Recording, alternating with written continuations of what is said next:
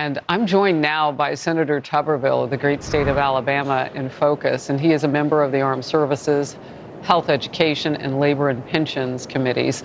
It's so good to have you now. You know her well.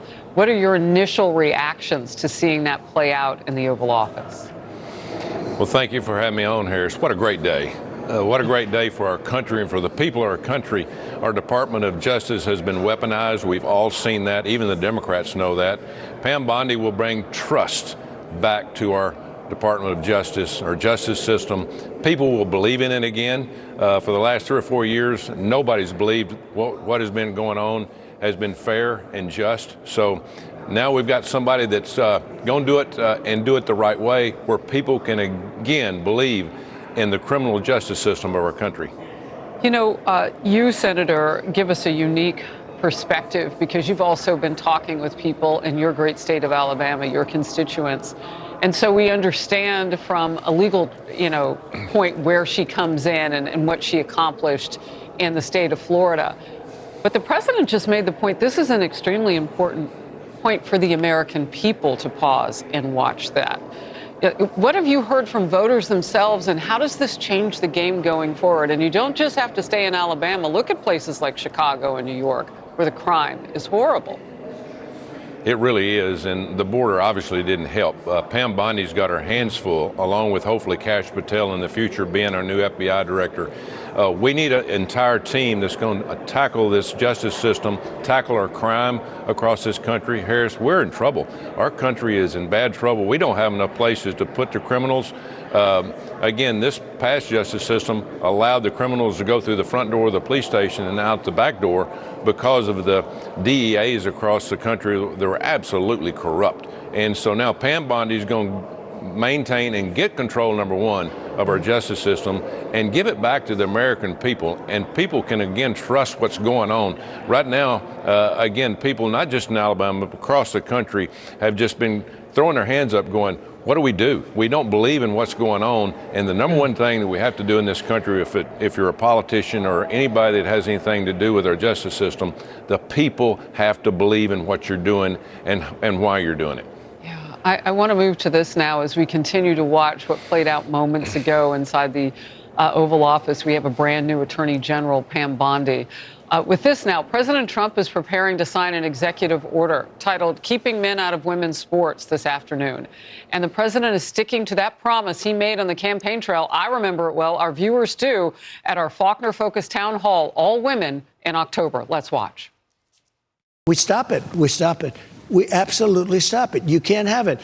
It's a man playing in the game. I mean, physically, from a muscular state, even if it was a little bit less, maybe they do all sorts of tests and drugs and everything else. How do you stop it? Do you go to the sports leagues? Do you go to the Olympic councils?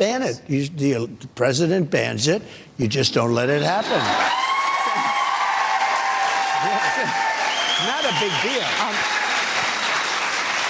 I can tell you from being there that was one of the loudest points of that all-women town hall. This executive order that Trump is getting ready to put into play comes as today we recognize National Girls and Women in Sports Day. Also on this day, Senator, you are reintroducing that bill called Protection of Women in Olympic and Amateur Sports Act. This is an effort to ensure that Trump's protections are permanent. Tell us about it, please, Senator.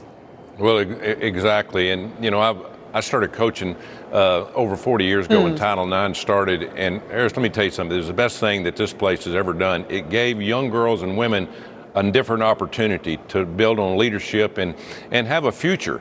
And so this past 4 years, gender has been under attack. Parents have been under attack. Education has been under attack. And it all goes back to trying to not to define what a woman is, and they can't even define that. They're telling us right now that men can have babies. So at the end of the day, I'm giving a speech on the floor today Leader Thune has promised he's going to put this bill on the floor sooner or later. This is my third time that I've had this up for a vote. The Democrats don't want anything to do with it, but I got a feeling a lot of them are going to change their mind. And then at 3 o'clock, President Trump's going to sign the executive order. But as you said, when he goes out of office, if we don't get a Republican back in there, this will change back into the ever-loving nonsense that these Democrats have been pushing for the last 4 years. We have to protect women and girls in sports, and we also have to protect women and girls in Olympic sports because we have the Olympics coming here soon. And if we don't do that, we're going to see men boxing against women like we did this past summer. Look, I want to get to this. It's a recent national survey because you talked about where Americans are. You're right.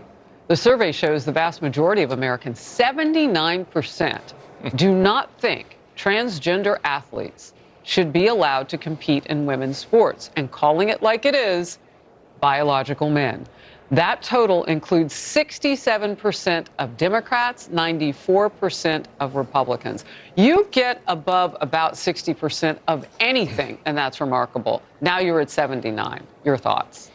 Well, and the other thing along with that was a New York Times poll, and normally they don't do anything on the side of the Republican or conservatives. This percentage is growing, Harris.